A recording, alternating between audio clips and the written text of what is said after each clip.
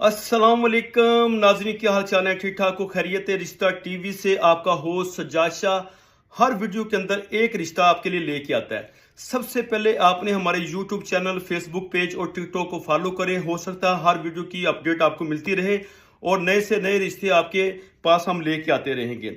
नाज़रीन, मेरे पास ये रिश्ता है लड़की का। लड़की की उम्र है 35 साल। मजदूर ये लड़की है और इसको घर दमाद का रिश्ता चाहिए।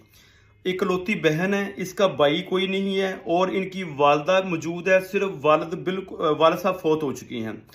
कद इसका 5 फुट 3 इंच है। तलीम इसकी BA B.Ed सरकारी ये जॉब कर रही है और थोड़ी सी मजदूरी है टांग के अंदर, लेकर चल फिर सकती है। माहाना 40,000 रुपये इसकी सैलरी है। गर्दमात का इनको रिश्ता चाहिए और लाहौर शादबाग के एरिया में इनकी रिहाइश है। इस रिश्ते का जो कोड है AB 18 नंबर है। अगर किसी ने ये रिश्ता